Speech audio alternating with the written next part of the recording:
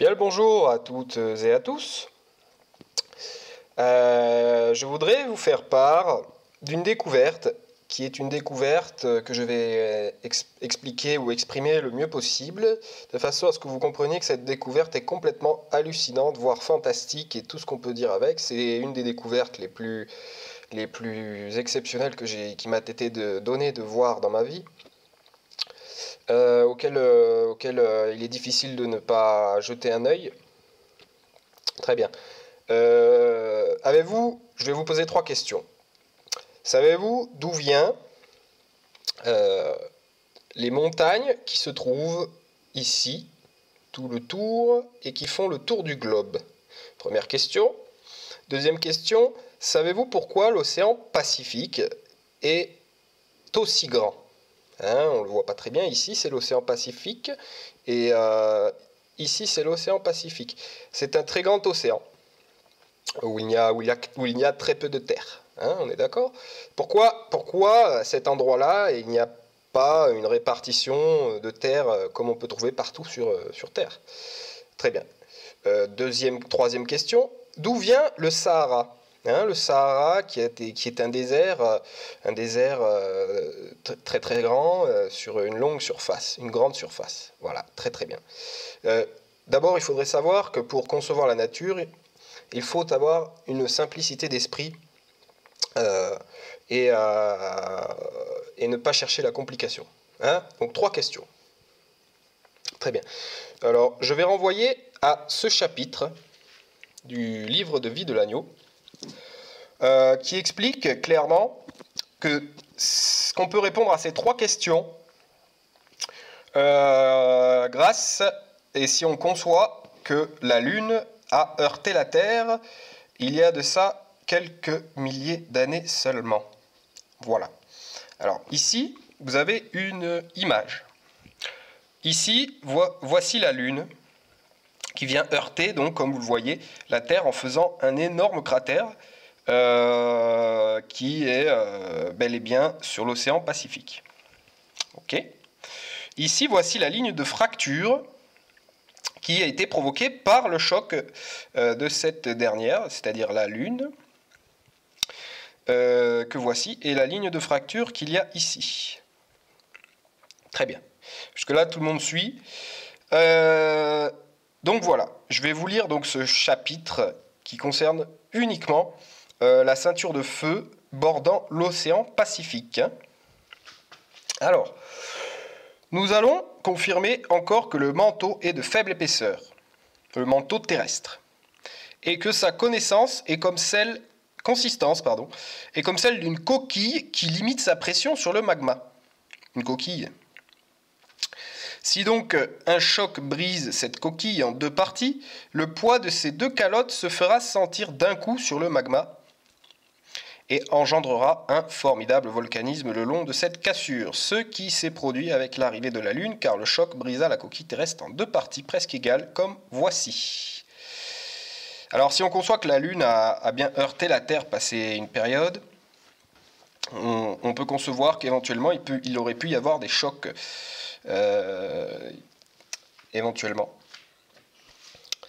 En nous munissant d'un petit globe terrestre et d'un atlas sur lequel figurent les volcans qui furent actifs dans les temps historiques, nous constatons en premier que l'océan Pacifique recouvre quasiment la moitié du globe, ce que j'étais en train de vous dire, et qu'il est entouré d'une ceinture de volcans anciens parmi lesquels beaucoup sont toujours actifs. Pourquoi cet alignement de volcans fait-il le tour du globe si ce n'est parce que ces volcans apparurent sur une ligne de fracture et coupa la coquille terrestre en 2 parties? La figure montre clairement ce qui s'est produit avec la Lune, qui heurta la Terre fer contre fer. On note que le choc fit faire un bond en avant à la Terre, ce qui a suffi à fracturer le manteau, car la partie avant de celui-ci fut poussée par le noyau, tandis qu'en raison de l'inertie, la partie arrière eut tendance à rester sur place. Il y eut donc une tension extrême qui fit céder la croûte comme la figure le montre. Cette faille immense et continue, qui s'est probablement ouverte jusqu'au noyau, n'est pas à confondre avec les failles moins profondes dues aux rétractions. Car ici, dès après le choc, c'est quasiment tous les gaz et tout le magma de la Terre qui se sont engouffrés dans cette fracture, formant ainsi une ceinture de feu autour du bassin pacifique. Mais ce choc qui s'est produit au fin du secondaire nous montre également que les immenses chaînes volcaniques qui en résultèrent furent fortement refroidies et saisirent par la dernière époque glaciaire, ce qui engendra les magnifiques montagnes que l'on observe le long de la ligne de fracture, ainsi que les alignements de petites ou de longues îles que l'on observe du côté occidental du bassin. Ici, j'attire votre attention car si le manteau n'avait point la petite épaisseur que nous avons évoquée, mais 3000 km comme l'apprennent les enfants, les gaz qui remontent du magma ne feraient aucune différence entre les failles, comparables à des crevasses, et le reste du manteau. Ils sortiraient n'importe où et ne pourraient constituer un alignement de volcans, encore moins celui qui fait le tour du globe.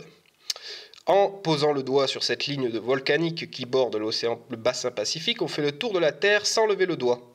En effet, en partant des îles Aléoutiennes par exemple, on voit que cette ligne se poursuit le long des montagnes rocheuses, passe par l'Amérique centrale, puis le long de la cordillère des Andes, jusqu'en Terre de Feu, rejoint la péninsule antarctique, continue jusqu'au mont Erebus, puis remonte tout au long du côté occidental du bassin qui s'est davantage fragmenté et rejoint les îles Aléoutiennes. Ici, nous avons bel et bien ce qu'il est en train d'expliquer.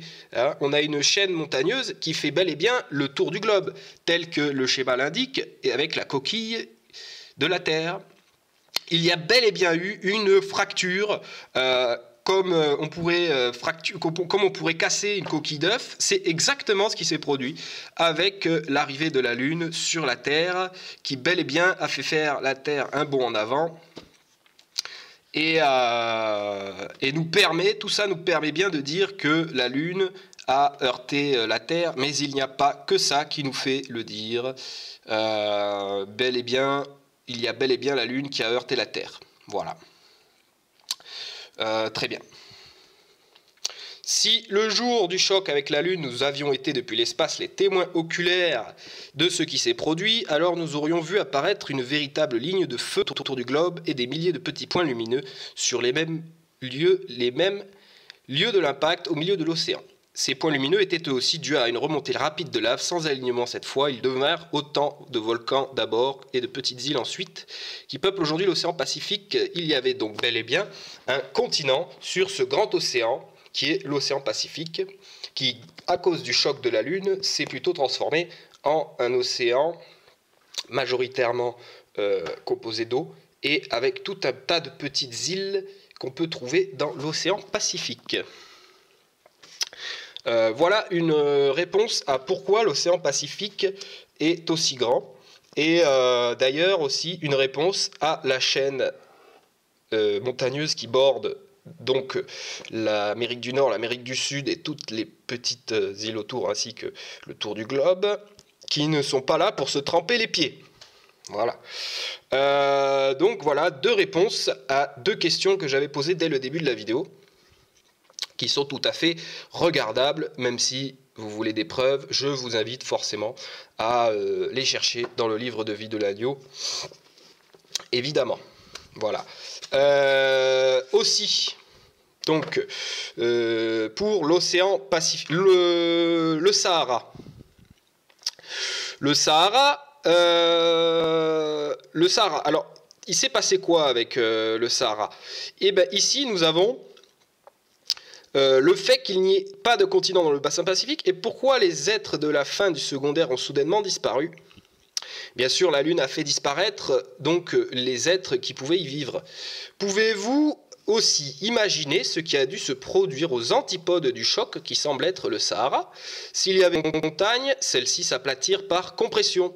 Aucune vie n'a pu donc résister à un tel choc. Et si vous regardez bien sur un atlas, vous pouvez constater effectivement qu'il y a une distance entre ici, qui serait le choc de la Lune, et ici, ainsi que ici, de ici à ici, qui est foncièrement égale. Ce qui prouve que ici, vous avez la Lune qui a pu heurter la Terre, et de l'autre côté, par compression, des montagnes ont été aplaties et aucune vie n'a pu résister à ce choc.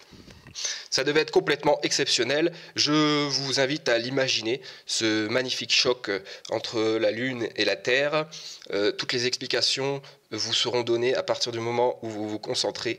Vous allez vous concentrer sur la lecture du livre de vie, c'est complètement hallucinant. Et je finis cette vidéo en vous montrant la belle montagne que j'ai en face de chez moi.